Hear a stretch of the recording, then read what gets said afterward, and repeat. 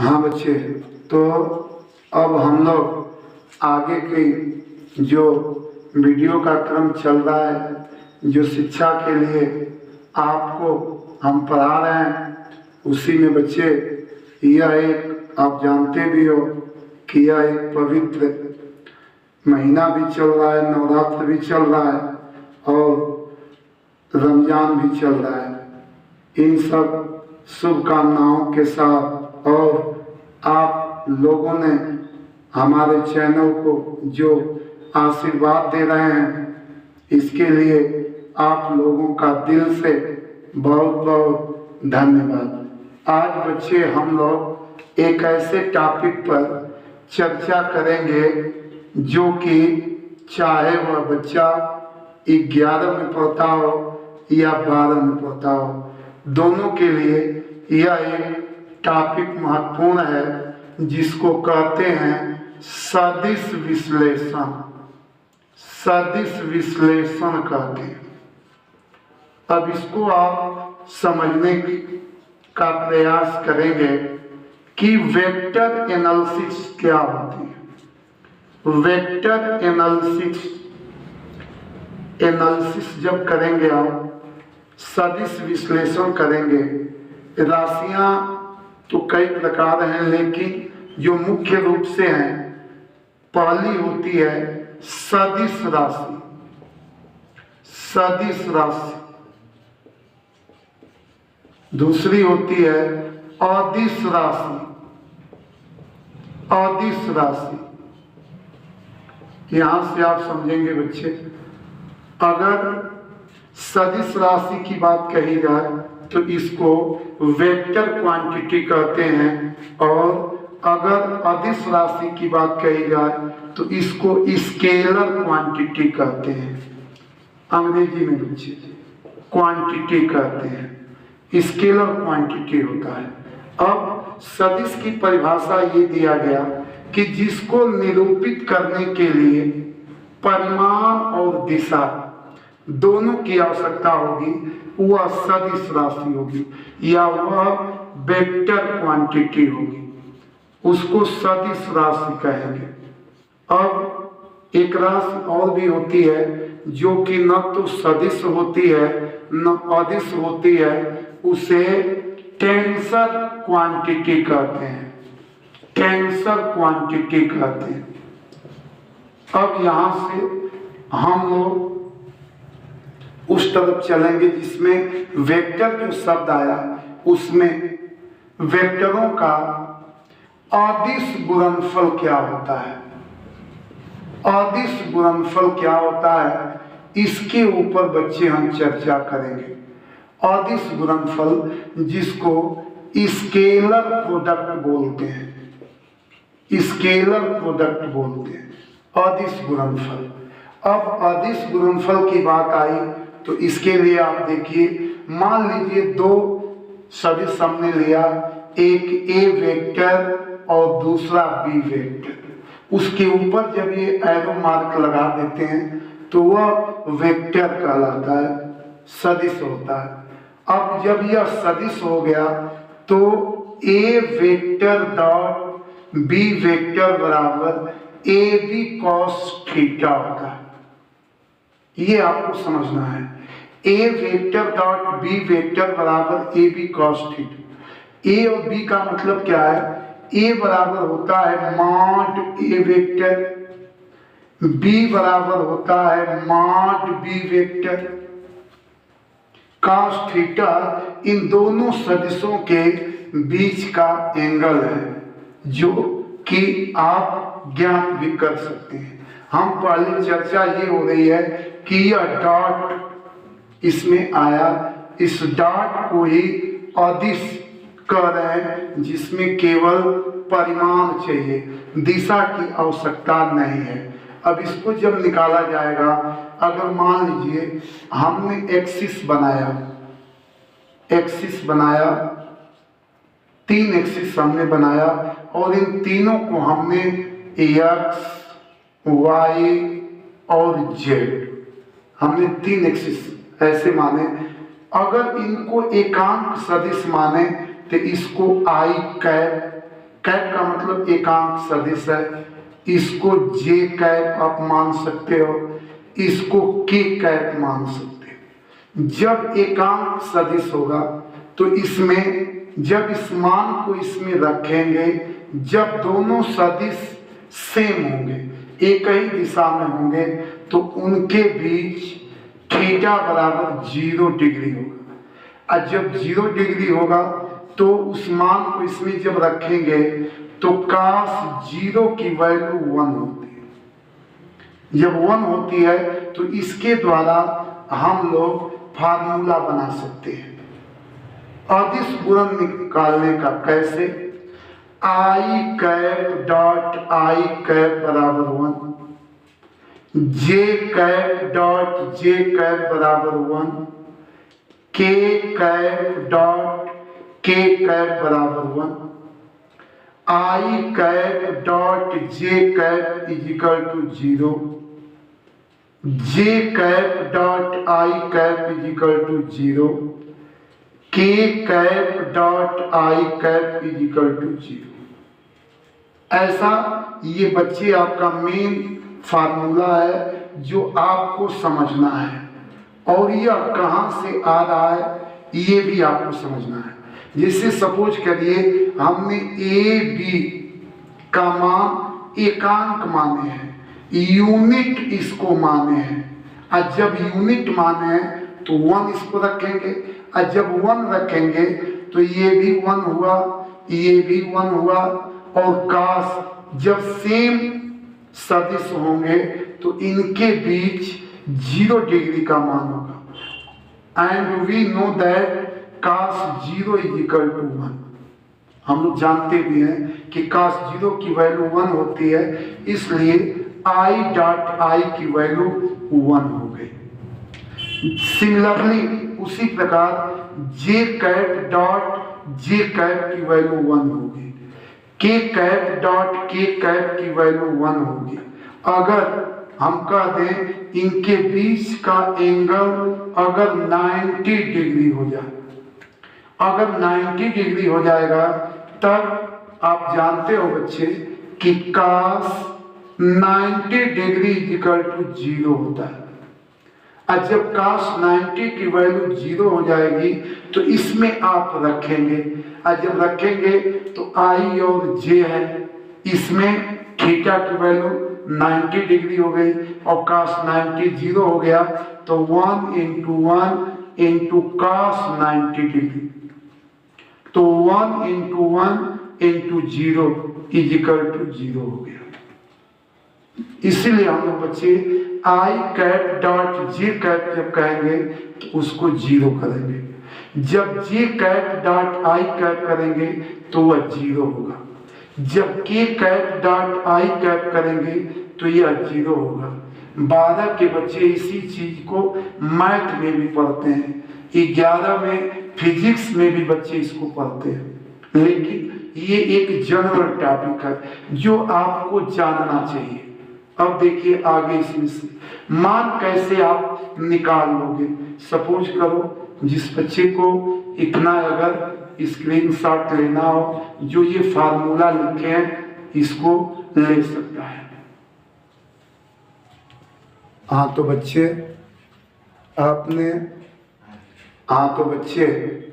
आपने स्क्रीनशॉट ले लिए होंगे। अब इसको कैसे आप यूज करोगे उसमें थोड़ा सा समझने की आप कोशिश करो। सपोज करिए आप A vector is equal to I cap plus J cap minus K cap, B vector is equal to 2i cap plus J cap minus 2k cap. आप स्वतंत्र हो बच्चे, कुछ भी मान आप ले सकते हो, ये अपने मन से लिया गया है आपको समझाने के लिए केवल, कि ऐसे समझिए मान कैसे आप निकालोगे। अगर हम आपसे कह दिए कि ए वेक्टर डॉट बी वेक्टर की वैल्यू को ज्ञात करिए, सपोज करिए आपसे ऐसे क्वेश्चन पूछा गया कि ए वेक्टर की वैल्यू इतना दिया गया, बी वेक्टर की वैल्यू इतना गिवन है आपको, और ए वेक्टर डॉट बी वेक्टर की वैल्यू निकालना है। तो आप सिंपल सी बात है, इसको ऐसे लिखेंगे और इसका जब मल्टीप्लाई करेंगे आप, तो आपको फार्मूला बताए हैं बच्चे, I cap dot I cap रहेगा तो 1 होगा, आई डॉट जे रहेगा तो 0 हो जाएगा, आई डॉट के रहेगा तो 0 हो जाएगा। इसलिए सीधा सीधा आप गुणा कर लोगे सुविधा के लिए, तो 2 का गुणा 1 में किए तो 2 into 1 हो गया, प्लस जब इसमें आए जी का भी सेम प्रोसेस लगाओगे बच्चे, तो जे का 1 है, 1 का 1 में किए तो 1 हो गया, 0 हो गया यहाँ से। जब जे का आई में किए तो 0 हो गया, जे का जे में किए तो 1 हो गया, जब जे का के में किए तो 0 हो गया, के पर आए। जब -2 का आई में किए तो 0, जब के का जे में किए तो 0, के का जब के में किए तो 1, क्योंकि के कैप डॉट के कैप की वैल्यू 1 आई, तो यहां से 2 एकाएम 2 प्लस 2 हो गया। ये भी माइनस है, ये भी माइनस है। आप जानते हो गुणा के लिए बच्चे इतना समझते हैं, प्लस का अगर गुणा प्लस में किया जाए तो प्लस ही रहेगा, अगर प्लस का गुणा माइनस में किया जाए तो माइनस होगा, अगर माइनस का गुणा माइनस में किया जाए मल्टीप्लाई तो प्लस होगा। तो माइनस का माइनस में करेंगे बच्चे तो प्लस होगा, तो यहां से माइनस है, ये भी माइनस है, -2 है, -1 है, देखो +2 हो गया।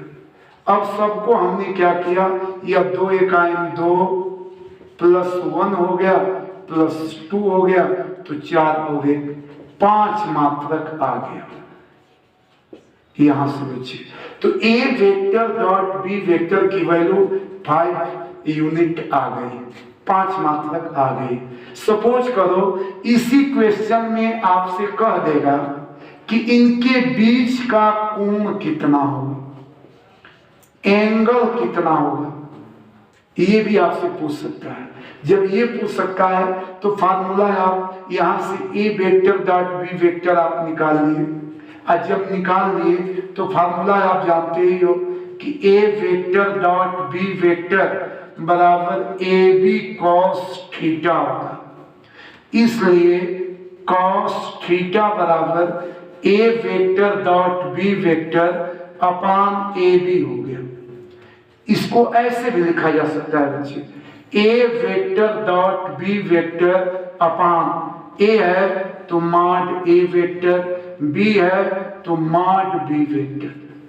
अब मॉड कैसे निकालोगे, जिसको हम लोग मापांक बोलते हैं, मॉडुलस है। मॉडुलस को पूरा हम लोग न कह करके केवल मॉड कहते हैं बच्चे।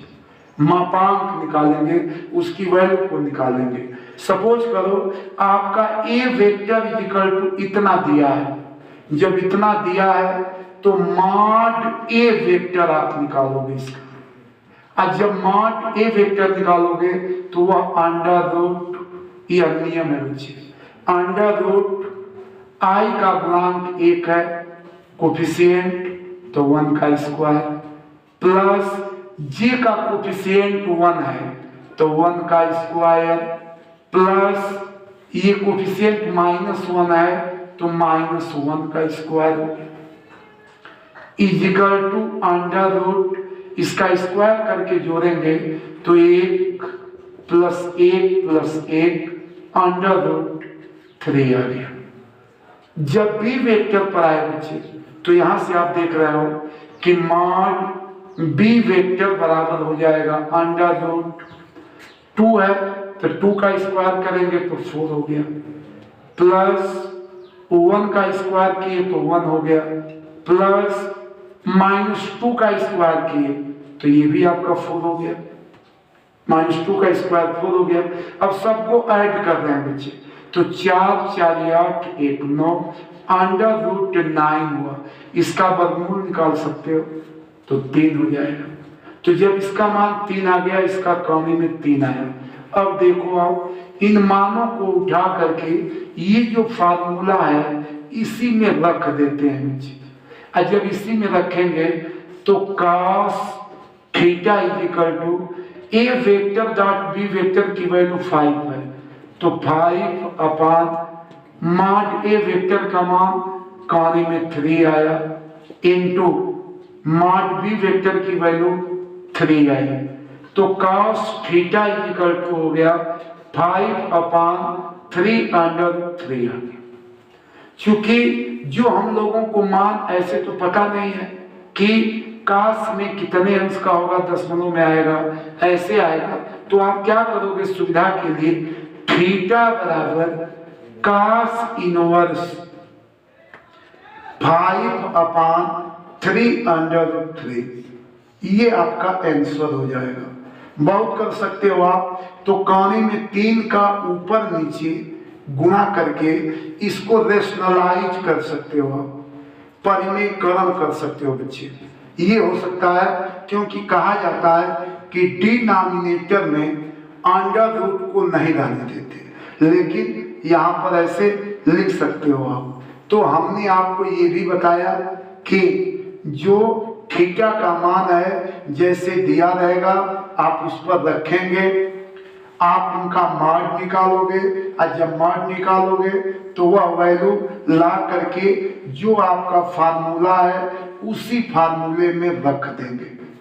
तो ये जो हमने आपको बताने की कोशिश की है, ये है बच्चे आपका स्केलर प्रोडक्ट, वेक्टरों का स्केलर प्रोडक्ट हमने आपको बता दिया कि स्केलर प्रोडक्ट आप कैसे निकालोगे। मान लो यही आपके वेक्टर दिए हों और इनका कहा जाए कि आप सदिश गुणनफल निकालिए, इन्हीं का वेक्टर प्रोडक्ट निकालिए।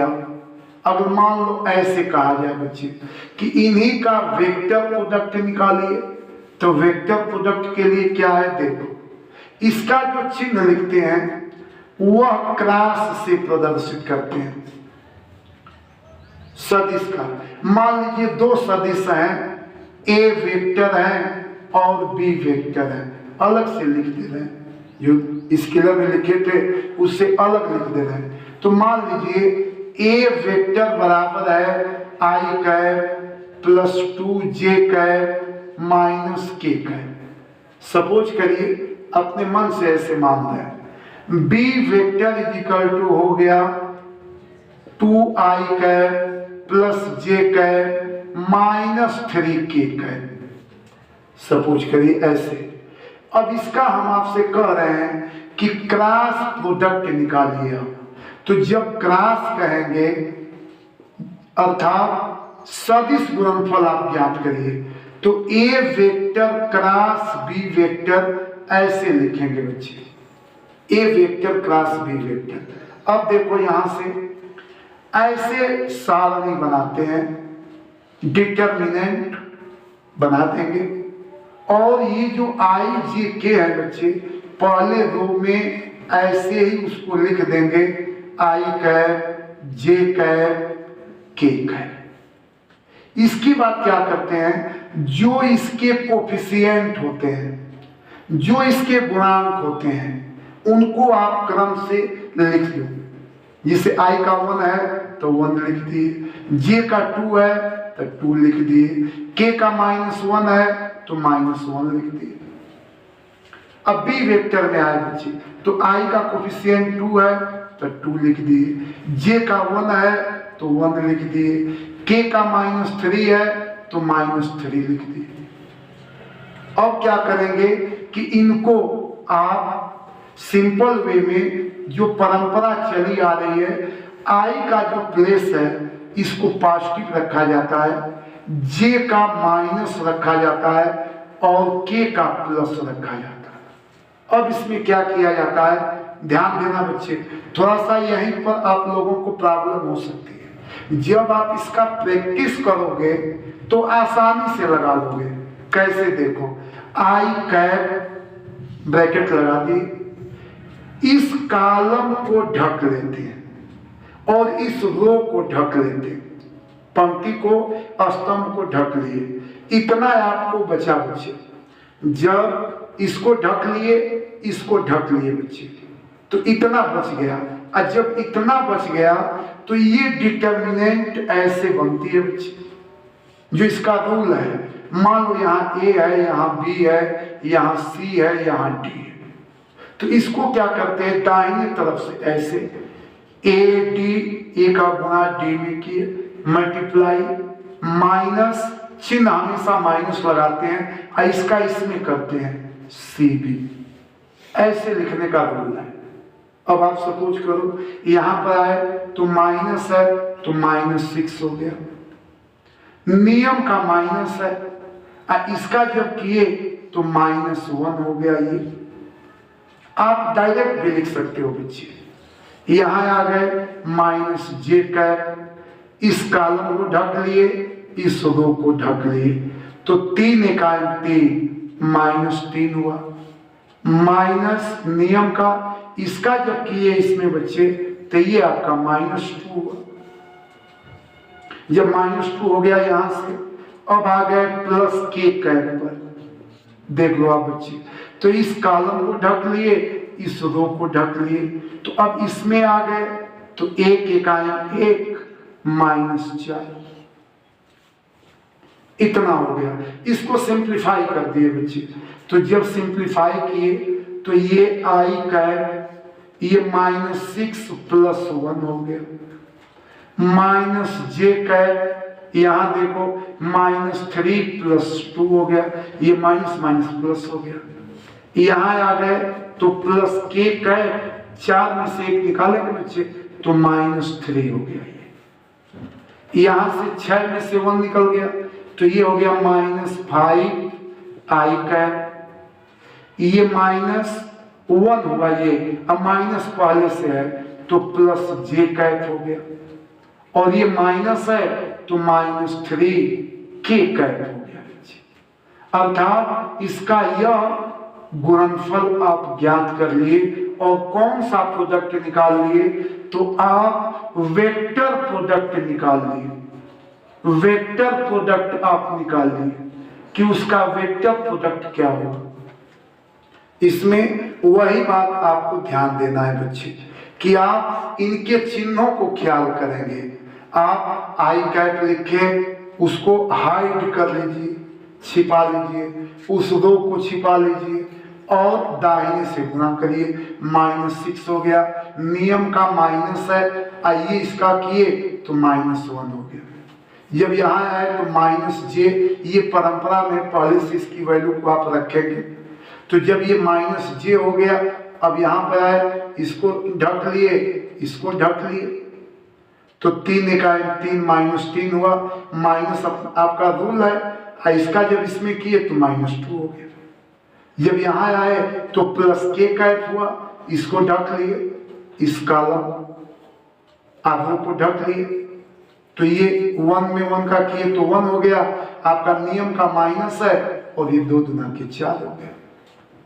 इसको सिंप्लीफाई कर लिए बच्चे, तो ये आपको सिंप्लीफाई करके हमने दिखाया आपको कि ये मान इतना आया, अर्थात कि यहाँ से आप जो देख रहे हैं उसमें क्या परिवर्तन हो रहा है कि गुणा भाग करने में चिन्हों का ध्यान देंगे केवल। जब चिन्हों का ध्यान देंगे, और इसको कई बार ऐसे जब आप अपनी किताब देखेंगे, तमाम क्वेश्चन आपको मिलेंगे, उनको आप हल करेंगे तो आपको आसानी से जो भी इसमें समस्याएं हैं वह अगर नहीं हल होती हैं तो आने वाली अगली वीडियो जब बनाएंगे तो उसमें आपको कमेंट करके बताइएगा, सॉल्व कर दिया जाएगा आपकी समस्या को। तो आप लोग देखते हैं, अच्छा रिस्पांस आप लोग देते हैं, देखते हैं, देखिए और हमारे मनोबल को बढ़ाइए, चैनल को आशीर्वाद दीजिए। शेष जो बातें होंगी वो अगले वीडियो में करेंगे। बहुत बहुत धन्यवाद।